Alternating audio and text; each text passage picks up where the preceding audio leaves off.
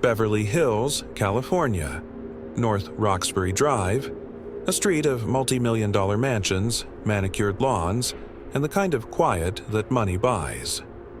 On the evening of October 10, 2017, two adult children showed up at their mother's door because she wasn't answering her phone. Inside, they found her, Violet Yacobi, 67 years old, lying on the marble floor at the bottom of her grand staircase, unresponsive. The son called 911. Responding officers arrived and found Violet dead.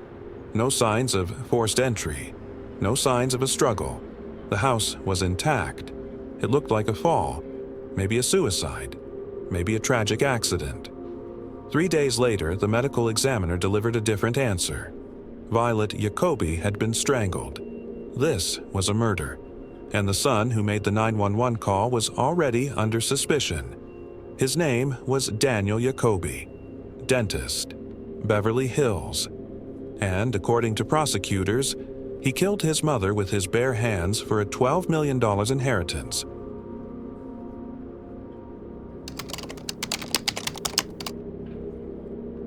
Before the investigation, before the forensics, before the Google searches that would define the trial, there was Violet. She was born in the Soviet Union and built a life in America that looked, from the outside, like everything the American dream promises. Her husband was a physician. They settled in Beverly Hills.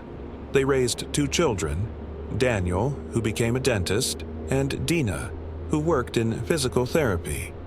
A detective who worked the case would later describe the family this way: they are the American dream, immigrant family, able to create a beautiful life in Beverly Hills. From the outside, a tight-knit, successful family. And that's what we saw, initially. Violet was known in her community, well-liked, connected. Her husband had died before her, leaving her a widow in a mansion that was worth, by some estimates, $8 million. She had a dog she loved. The dog had died recently. She had canceled a cleaning appointment the week before her death. Small details that detectives would later piece together into something larger. Her friends described someone who devoted herself to the people around her. She had a mission of making everybody happy. She was 67 years old. She had grandchildren. She had everything. On October 9th, 2017, the night before her body was found, she was killed inside her own home.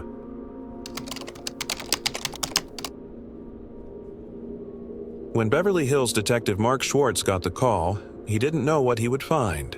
He would later say, "Any unattended death like this we will get called out to. Some are clearly more suspicious than others. This one gradually got more and more suspicious." The two things that stood out immediately. 1. No forced entry anywhere in the house. Every point of access was intact. 2. The position of the body. Violet was found at the bottom of the staircase, but the location didn't quite match a natural fall from the top. Responding officers initially considered suicide. They had heard she was depressed. Her dog had just died. She had been canceling appointments. But detectives kept looking. On October 13th, 3 days after the body was found, the deputy medical examiner completed the autopsy. The official cause of death: asphyxia by neck compression, strangulation. The autopsy found petechiae around her eyes and face, the rupturing of small blood vessels that occurs under sustained pressure. There were abrasions along her jawline, a separate abrasion on her neck. The deputy district attorney would later describe strangulation to the jury this way: "It's a very personal type of crime. You have to physically squeeze the life out of someone." This was now a murder investigation, and detectives already had a person of interest.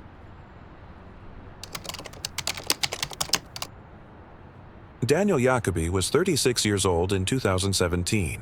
He ran a dental practice with multiple offices across Southern California, Inglewood, Sherman Oaks. His website advertised that he created beautiful smiles. After his mother's death, he posted on social media, called her an amazing mother, said not a day went by that he didn't think of her. Detectives asked him to come in for an interview. They asked him who would inherit the house. He said, "I do." They asked how much it was worth. He said, "A lot." They asked if there had been any discussion about the will, the money, where the estate was going. He said, "It's all to me." Detectives now had a murder, a potential motive, and a suspect sitting across the table from them. But they didn't have enough to arrest him. Not yet. They let him go. What they did next, methodically over the following months, was build the case from his own digital footprint. And what they found there was something a defense attorney would have a very hard time explaining away.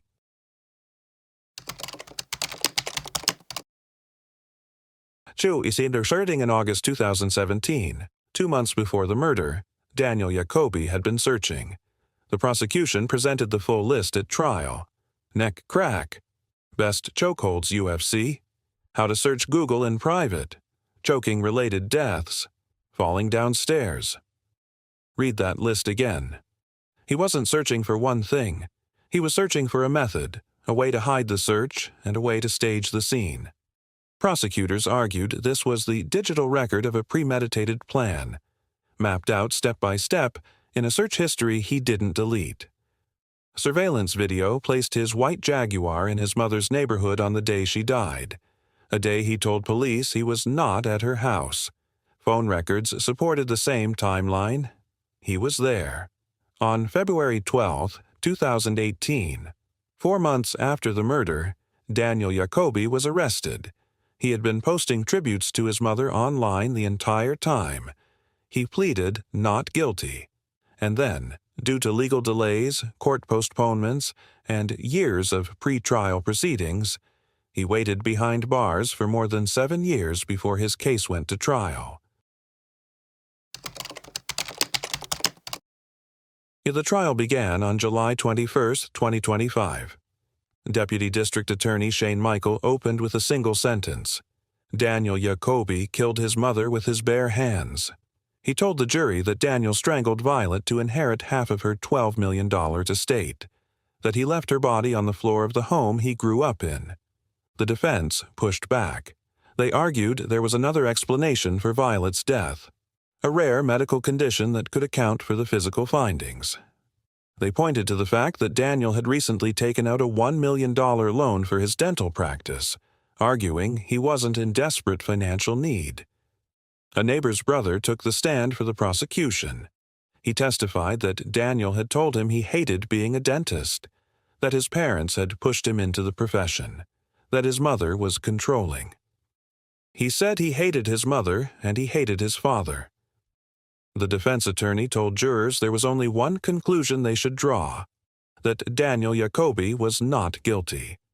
The jury disagreed. On August 22, 2025, after deliberating for just 1 day, they returned a unanimous verdict. Guilty.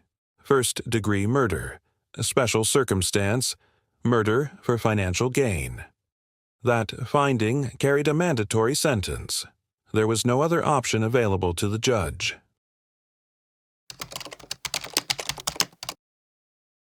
October 3, 2025. Los Angeles County Superior Court. Judge William Sadler presiding. Before the sentence was imposed, Daniel Yacobi was given the opportunity to speak. He took it. He maintained his innocence. He said what happened to his mother was an accident, not a homicide. I would never harm a hair on her head because she was my mom. I'm not a murderer. I'm not a criminal. I'm a law-abiding citizen. He said he was suffering because he was alone. He said one of his biggest regrets was not testifying in his own defense at trial. He said he hoped a successful appeal would give him another chance to take the stand. Judge Sadler sentenced him to life in prison without the possibility of parole. He is currently serving that sentence at California State Prison, Los Angeles County, in Lancaster, California. He is 44 years old. The prosecutor summed it up in 4 words. He did it for the money. But spend any time with the details of this case and it becomes harder to reduce it to that. Yes, the inheritance was the motive. Yes, The search history mapped out the method. Yes, the jury took 1 day to decide. But there's something else here.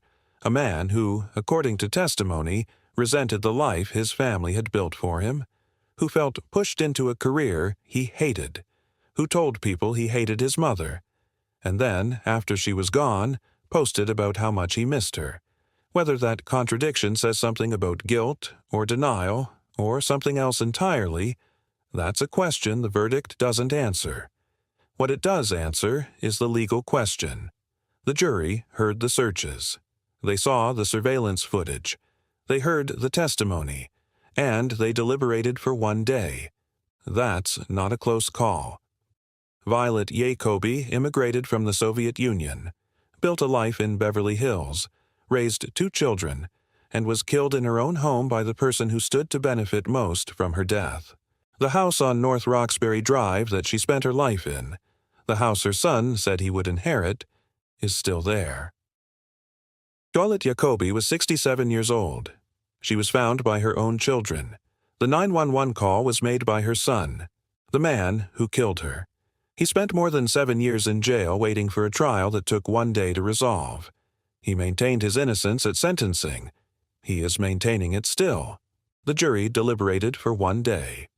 There's a version of this case where Daniel Yacobi is exactly what the prosecution said. A man who planned a murder 2 months in advance, searched for how to do it, and then stood at his mother's funeral calling her amazing. There's another version where the searches were dark curiosity. The surveillance footage placed him nearby but not inside, and the medical condition the defense raised deserved more consideration. The jury chose the first version. What do you think?